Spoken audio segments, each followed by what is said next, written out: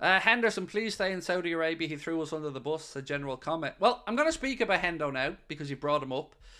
And the first thing I want to say about Jordan Henderson is he's not going to be coming back to Liverpool. So we can, rest assured now on that one. Bayer Leverkusen were one of the clubs he was named as being offered to. So this piece said Jordan Henderson has offered himself to Bayern Munich and Bayer Leverkusen as he attempts to leave Saudi Arabia.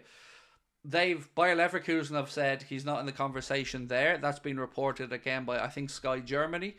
The next thing about Florian Plettenberg said Jordan Henderson is not a topic of discussion at Bayer Leverkusen. The next part about that situation with Henderson is that he could have to pay up to 3 million quid if he came back to England, because you have to be out of the country for 12 months. Or if you come back into the country, you end up paying, I think, like 45% tax. So the article I read said if he came back to England just 6 months after leaving Saudi, he may have to pay about 3 million quid to HMRC in tax. But the really interesting part about this story is the follow-on that I've seen. Transfer sector on social media or on X have said many players are already considering leaving Saudi Arabia.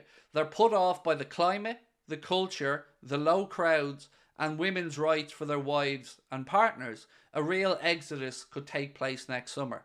So, my question to that is, what did they expect when they went over? Like, let's look at the things that they've complained about, right? The climate. I mean, it's not hard to figure out what the climate's going to be like in Saudi. I mean, a quick Google search would tell you your information there. The culture, again, I'm sure they would have went over, had a visit, talked to these clubs beforehand. A bit of research would have probably told you if it's a cultural fit for you or not.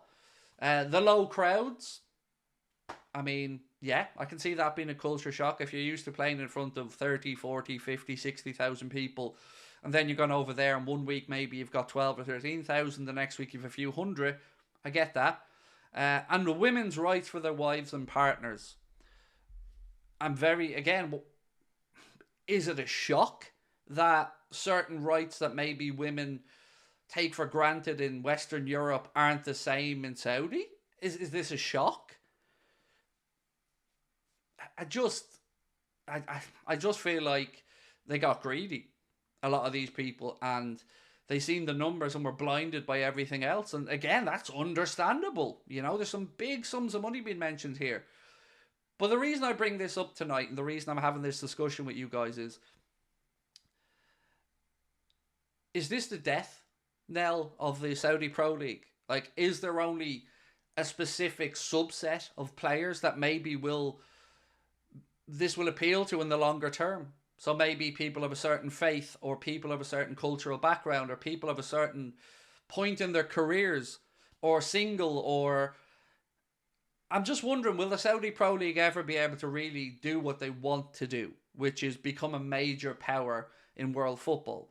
We've seen the influence they've had on other sports like boxing and golf and stuff. And to be fair, they're a lot easier to take over than football. And it will be interesting to see if they're able to keep this up or not, or if it becomes another like China, where it was good for a few years and then ultimately it faded away. So what do you guys think about Saudi? Like, this says up to 10 players could be considering leaving.